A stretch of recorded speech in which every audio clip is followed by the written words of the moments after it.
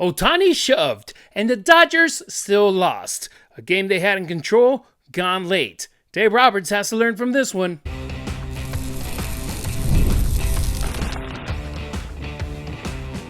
You are Locked On Dodgers, your daily Los Angeles Dodgers podcast. Part of the Locked On Podcast Network, your team every day.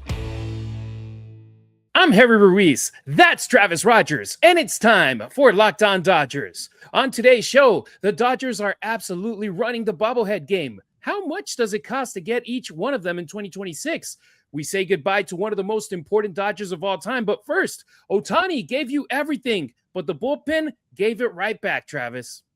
Yeah, not the best day for the bullpen, but you play 162 of these things, and every once in a while, something like that is going to pop up. We're all over it on today's episode, which is brought to you by FanDuel. And right now, new customers can bet just $5 and you get $250 in bonus bets if your first bet wins. Head on over to FanDuel.com to get started.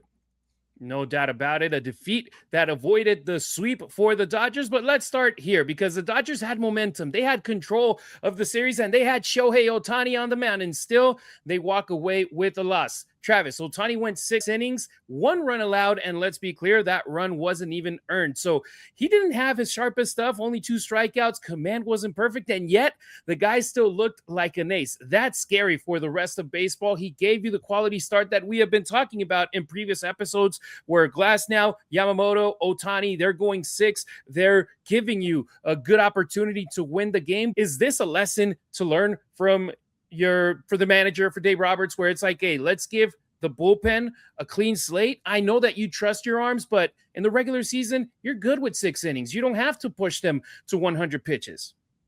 Yeah, maybe. I don't know. I think the Dodgers have a plan as to how they want to go about this, and I really don't think that circumstances are going to dictate it too much. I think that you do a little more of the circumstance-based decision-making when you get into the postseason as opposed to when you're in game 12 the way that it is right now. There's just, this is about load management. This is about making sure that people stay as healthy as they can for as long as they can. I think Otani is really interesting because his numbers, if you go to Baseball Reference and you look at him, you really couldn't ask for anything better. You're looking at a whip that is 0.75. You're looking at a 2-to-1 strikeout to walk ratio. You're looking at an ERA that's donuts across the board. It's just been great.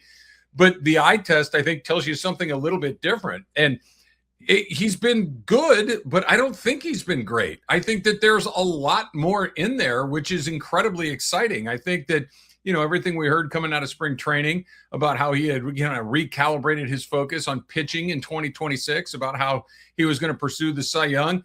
All of those things that we were hearing look pretty darn true after a couple of starts. I think that he's still finding his sharpness. I don't think that this is anywhere close to the best version of Otani, and it's still really, really impressive. So I think that the takeaway from today, while the loss is disappointing, I think it's that Shohei was really good again, and there's still a lot more that he can bring to the table.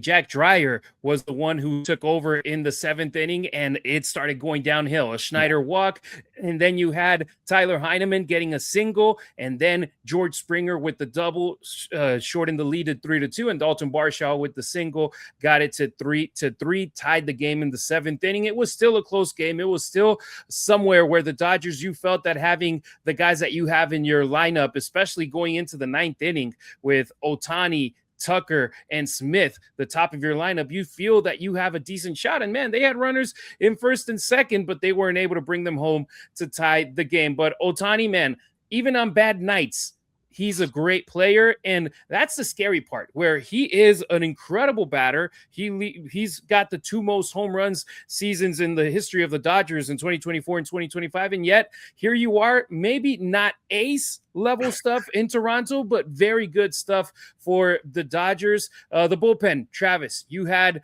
Jack Dreyer, you had Treinen, who looked great with the bases loaded, and Casparius, who allowed the game-winning run. You're starting to see the guys that you can really, really follow the lead and be like, hey, these are my high-leverage guys, and maybe Dreyer and Casparius early on in the season, they haven't been those guys, but man, Treinen, our guy G. Fish on the text line on the Locked On Dodgers listener line is like, hey, man, is he back? 5 games in, of him being on the mound, he's been impressive. Yeah, he has. I think it's way too early to decide who is a high leverage guy and who isn't. I think it takes a really long time to do that. Again, there are literally 150 games left. So who's off to a good start? Sure. Guys that are off to a little bit more of a bumpy start? Sure. But I don't think you can make any sweeping, decisions based on who is your guy and who isn't a guy, other than on what you've seen in a short period of time and who they've been, over the course of a few years. I think that, Dreyer was really good for him last year. Today, not nearly as much. Trinan has been kind of all over the map. He's been somewhere between, I don't think you can ever let him pitch again, to I don't think he's ever going to give up a hit again. He's been on both ends of those spectrums. So we'll kind of figure it out from there. I just, as far as the pitching went today, you're not going to be at your best every day. And I think that the best part about Ohtani, and, I've heard Oral talk about this, and this is kind of an old pitching adage that I think remains mostly true. It's like, when you're sharp, you're going to win. If you're in the major leagues and you have your stuff, you're going to win just about every single time. It's what do you do when you don't have your best stuff? What do you do when you've got that C level, maybe B level stuff? Can you still find a way to keep your team in the game? And that's exactly what Ohtani did. Is that I think that as talented as he is, today was probably a B level day for him. And he still gave up one run unearned and put his team in a position to win. Bullpen had a little bit of a hiccup, 5-1 trip. It's all pretty good news. It just wasn't perfect, but Ohtani gets closer to perfect every time you watch him. Hey, that sixth inning for the Dodgers bats, man, frustrating. They had the bases loaded with no outs, and they were only able to score one run on a Teoscar Hernandez sac fly. After that, you ended up having that sac fly, Andy Pages out on strikes, and Alex Freeland the ground out to Andres Jimenez to shortstop. It's like, man, you could have the dagger. You can finish the game right there, or at least feel in a better position. They weren't able to do it, and sometimes in these games, that's what ends up being the difference. Can you take advantage of opportunities? The Dodgers didn't in the game. But zooming out for a second, this team just went on a road trip where they scored over 50 runs, got production from the bottom of the lineup, and saw Otani trending in the right direction both ways, both with his bat and as a pitcher. So that's not a bad team losing. That's a great team leaving one on the table. And Travis, the Blue Jays and their fans, they really needed that one, because the Dodgers, they whooped them on Monday. They won a close one on Tuesday, and they celebrated that one like if they were winning a World Series game. Well, when you're going as badly as the Blue Jays have been through the early part of the season, you get swept by the White Sox, you lose the series to the Colorado Rockies. It's just, you'll take whatever you can get. And if you can get one against the Dodgers, that's really good news. I don't look down my nose on it too much. They're a really good team. They got off to a bad start. The Dodgers kind of kicked their whats over a couple of days. So that they got one in there, I can understand why they'd feel pretty good about it. The winning series, winning road trip, winning, start to the season, 9-3 through the first dozen games of the year. It's just, it really is, I think, the best that you could hope for. And I think that the exciting part too, Harry, is that they, there were a couple of games in there where they couldn't do much wrong as far as their hitting goes, but I still think there's a lot of stuff that they can clean up around the edges. I think they're a really, really good team with a lot of areas to get better at. And that, I think that's the perfect scenario where you're winning a lot. Your best players look like your best players, but there's some guys that are still waiting to click in and get started. And, I just think the sky is the limit. And the more you watch them play, the more you think that there might be some really serious stuff available to them. Not because it's going to be something that's on their to-do list, but it just may happen because they just keep winning game after game after game because they're just that much better than their opponents. And how crazy is it, the clean baseball that they've played? Because, yes, they had their second error of the season in this game. 12 games so far. Second error, Will Smith, the throw to second base. Miguel Rojas couldn't tag the runner. The ball went out. The Blue Jays scored a run to take the lead, but they've been playing clean baseball, unlike the Blue Jays, who were trying to give away the game. The Dodgers didn't jump on the opportunity. So let me ask you directly, do you see this loss as just a bump in the road or a sign the Dodgers still have maybe late game issues with some of the guys in the bullpen? Drop your take in the comments or let us know on any of our social networks or hit us up on the Locked On Dodgers listener line, 2793-LOCKED. I want to hear where you stand. Coming up on Locked On Dodgers, we're saying goodbye to a true Dodger great, a player who helped define an era of baseball in Los Angeles.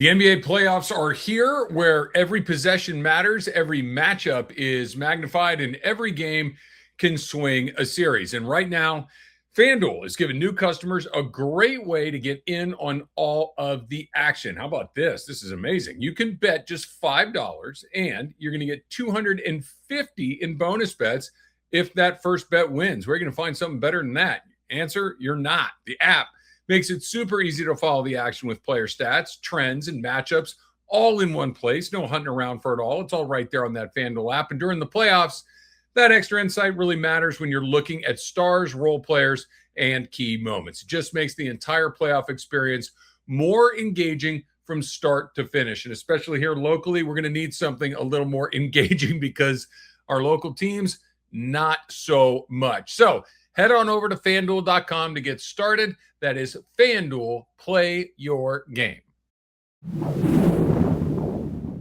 Workplace chaos, deadlines stacking up, inbox overflowing, and the one position you have to fill is still sitting open.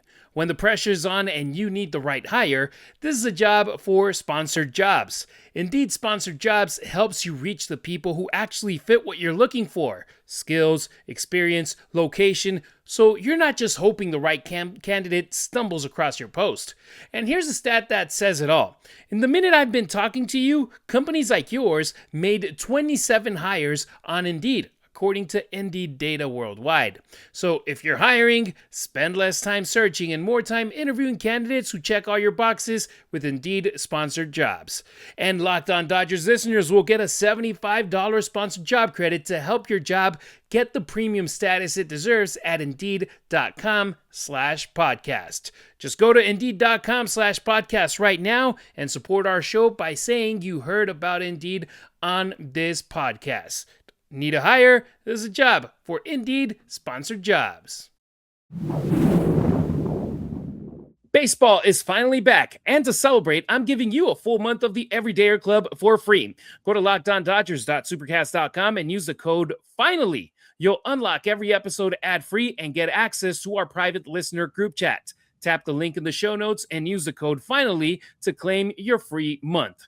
A Dodger legend lost. Davey Lopes passes at 80 years old. This one hits different. Lopes wasn't just a former Dodger. He was part of the identity of Dodger baseball, because if you know Dodgers history, you know the infield. Steve Garvey, Ron Cey, Bill Russell, and Davey Lopes. They didn't just play together, Travis. They stayed together longer than any infield in Major League Baseball history. Consistency that you don't see anymore.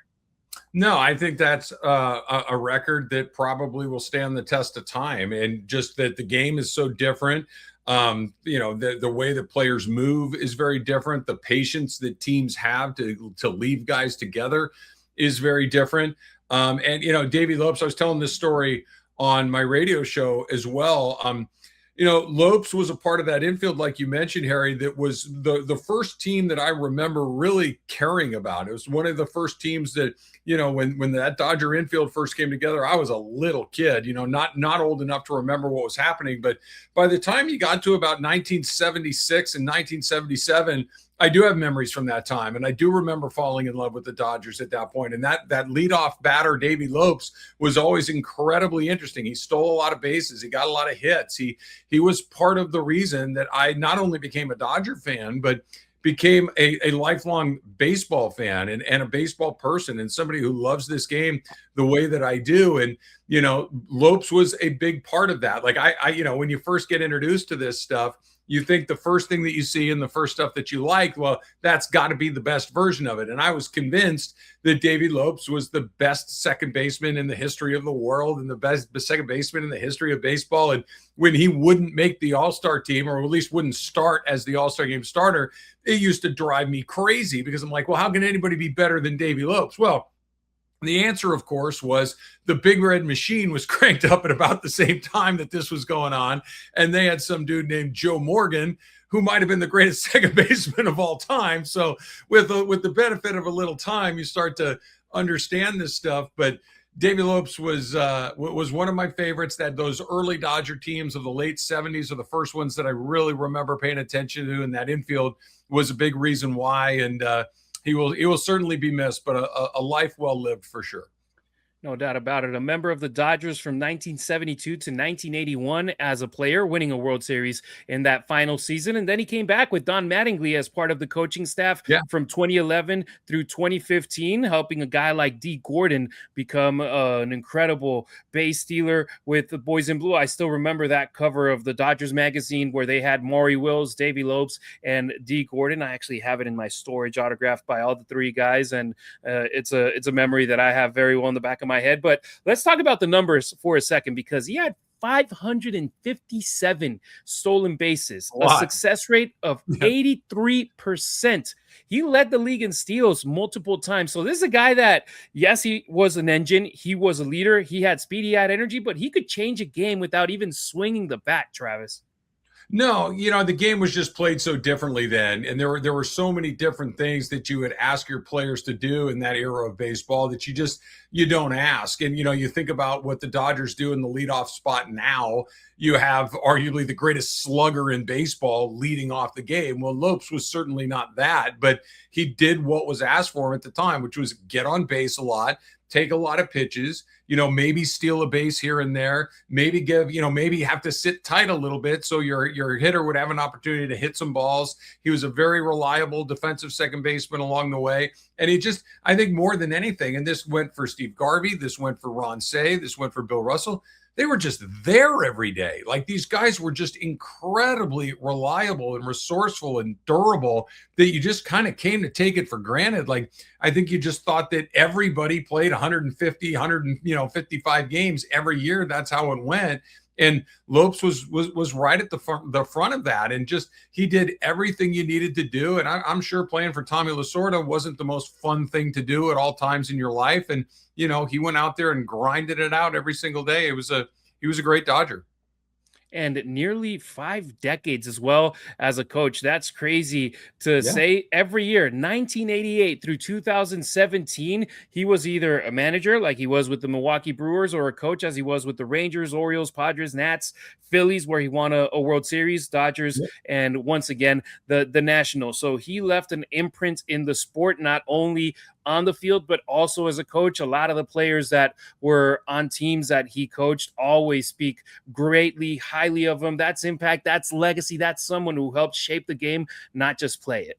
Yeah, it's funny. I remember when he finally left the Dodgers, and it was one of those moments like, well, what do you mean he's leaving? They can't leave. They've got these 4 guys. This doesn't make any sense. You figure when you're a little kid, the guys will last forever and nobody ever gets replaced. You just kind of stick them over there for the rest of the time. And then, of course, the next man up was Steve Sax, which is, they did okay there too. Steve Sax was a really good Dodger along the way, and Sax was a big part of what was coming next with that team. So, this is how it goes. And I think, like you mentioned, Harry, all of those different teams that he played for, and all of those different teams that he coached, and the Brewers that he managed, like you all mentioned, you don't last a lifetime in Major League Baseball if you don't have a lot to offer a lot of different organizations. And it'd be one thing to kind of have your legacy be with one team, but to have it be spread out, of course, across the league with all of these different guys, I think speaks very highly of him.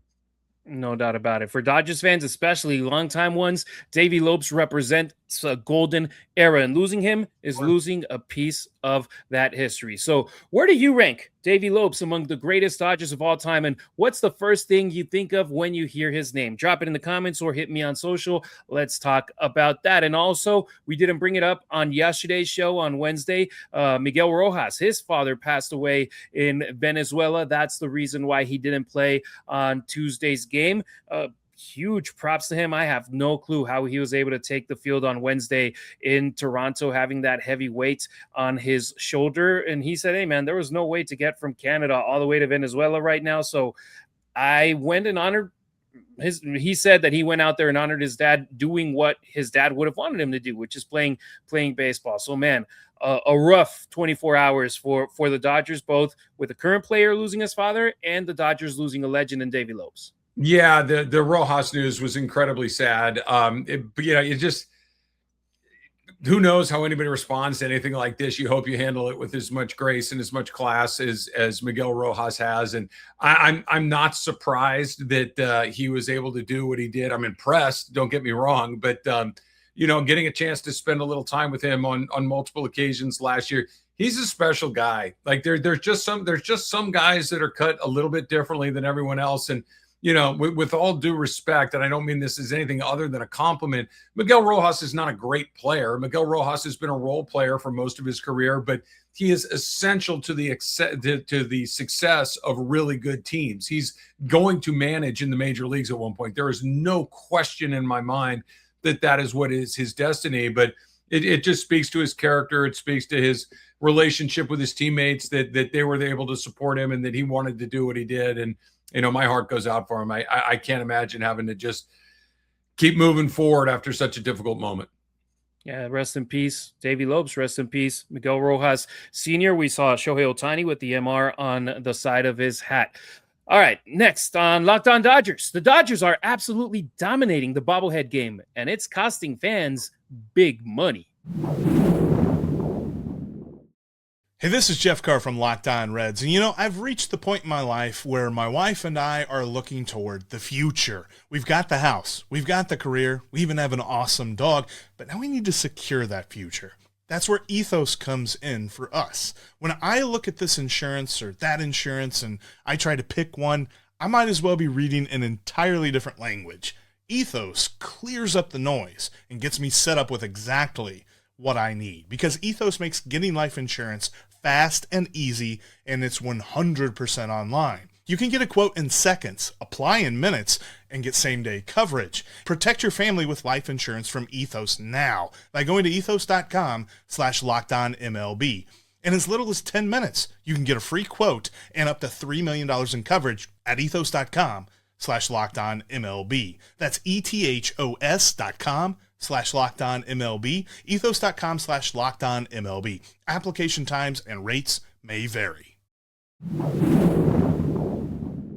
Are you new here? Welcome. Everydayers, you already know you're the heartbeat of our show. It's easy to help us out. Subscribe and like our content on YouTube. Drop a 5-star review on Apple or Spotify and hit up the Locked On Dodgers listener line at 2793-LOCKED. That's 279-356-2533. The Dodgers bobblehead takeover is real, and it's expensive. This one's wild. The Dodgers aren't just a powerhouse team. They're a bobblehead empire. Let's break it down, Travis. Across all Major League Baseball this season, 179 bobblehead giveaways. The Dodgers alone, they have 24 of them. Wow. That right there is nuts. That's crazy, but that just shows you, hey, there's going to be people paying top dollar to go out there. And the most expensive bobblehead, get-in price $151. It was the Yoshi bobblehead that the Dodgers gave away last week. Not even a player. It was like a limited edition Yoshi one and sold out crowd. 40,000 fans got one and they're enjoying them. But damn, Travis, get-in price in the secondary market, $151 for that giveaway. And the Dodgers have all but one of the top 19 most expensive bobbleheads in the season when it comes to the secondary market, the most expensive giveaway nights. Yeah, I look, Harry, I'm just going to be perfectly honest. I don't get it at all. I mean, they're cool. I like them. You can see them over my shoulder here. I have a few of them. And when I go to a game and it happens to be a bobblehead night, it's like, okay, cool. A little thing. You can throw it on your desk at work or whatever. And I mean, they're cute. They're fun and whatever. But I do not understand the hysteria of them. I don't get it.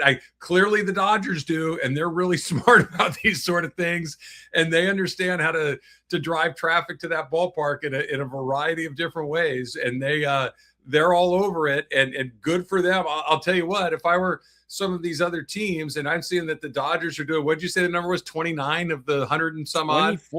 24 bobbleheads. Yeah, 24 bobbleheads, and I'm doing 2. I'm like, okay, well, what don't I know that they know? I'm up in my bobblehead game. Now you got to find somebody that's willing to pay for them all. That's the other thing that the Dodgers have, is that you could slap, one logo here or one logo there. About like the Yoshi thing was connected with the movie that was coming out and all that stuff. So you got people that are picking up the cost of a lot of this stuff, and maybe some other teams can't do it, but the frenzy for them is really kind of lost on me, besides just a cool little thing to have on your desk. Tomorrow's game, they got the Shohei Ohtani Yeah. bobblehead from The Greatest Game Part 1. So that right there is going to be crazy. And it was a great decision for the team to give out a bobblehead for any Shohei Ohtani giveaways. They're giving out to every single person, because 40,000 out of 50,000 plus, you're talking about 10,000 people not getting a giveaway. But then you look over at other teams that give away 5,000, 10,000, 20,000 instead of the Dodgers, who are giving away tons of them right there. Travis, it's pretty crazy. So 2 teams aren't giving away bobbleheads this year: Colorado Rockies, Minnesota Twins. Pretty good reason. Who the heck are they going to give bobbleheads away of, right? To be able to do it. Kirby Puckett and Todd Helton or something. I don't know, something like that. Yeah. Old school days. And the second most expensive bobblehead when it comes to the secondary market is the one that isn't a Dodgers one in the top 19. San Francisco Giants. Willy Adames, $127 get in price. I was like, really? Willy Adames is the only one that's behind that Yoshi bobblehead? I was really, really impressed. But this right here, it's marketing. It's a full-on strategy. And I remember back in the day, it used to be like, okay, you're trying to get those bobbleheads when it comes to the Dodgers facing bad teams, or the Dodgers playing games on Mondays or Wednesdays when you're not getting a lot of traffic as you should. Now you get Shohei Ohtani on a Friday at Dodger Stadium, when everybody's going to show up to a stadium to watch baseball on a Friday night. And that's pretty impressive right there by the Dodgers. And there's people that, A, it's either a collectible, or B, the resale market is also massive. Yeah, I remember I went to Fernando bobblehead last season, and when I was walking out, I had it in my hand, and there were people in the parking lot in the street like, "Hey man, I'll buy it for $50. I'll buy it for $75," and all of that kind of stuff. Look, they know how to market their team. They know what their fans want. They know how to get people to show up. There's a reason that they get 4 million people to come through the turnstiles there, and maybe it's a slightly less attractive game than another one, but this is part of their genius too. They just have so many good players that even if they're playing a lousy team, you still get to go play or get to go to the ballpark and see Shohei play. You get to see Freddie Freeman play. You get to see Will Smith play. You might get to see Yoshinobu Yamamoto pitch. It's just, there's always something to see at Dodger Stadium, and then throw some bobbleheads on top of it. The only bobblehead that I've ever seen that I'm like, ooh, I gotta have that one. I think it was the Yankees, I think, when they did the George Costanza from Seinfeld bobblehead under his desk from the old Seinfeld episode, because I'm a huge Seinfeld fan. I'm like, now that's pretty funny. That is something I would like to have. But I did what you were just talking about, Harry. Like, you go on the secondary market, and I saw some of the prices, and I said, you know what? I don't like it that much. I'm good. I don't have it, but I understand why these teams do what they do, because people go crazy about this stuff. You want to take a guess how much it would cost to buy in the secondary market a ticket for every bobblehead game that the Dodgers have this season? 24 of them. What the total would be? $3,000.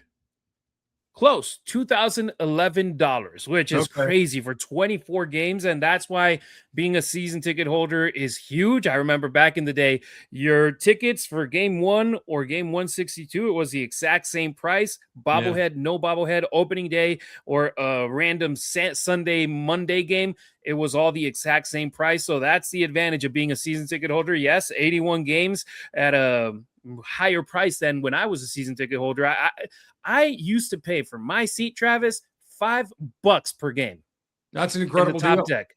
That's an incredible deal. I mean, that really is just an extraordinary deal, and it's hard to believe that was not that long ago. It's certainly not like that anymore. And like, Kyle Tucker makes $60 million a year. They don't you don't pay a guy $60 million a year selling $5 seats. It just doesn't add up.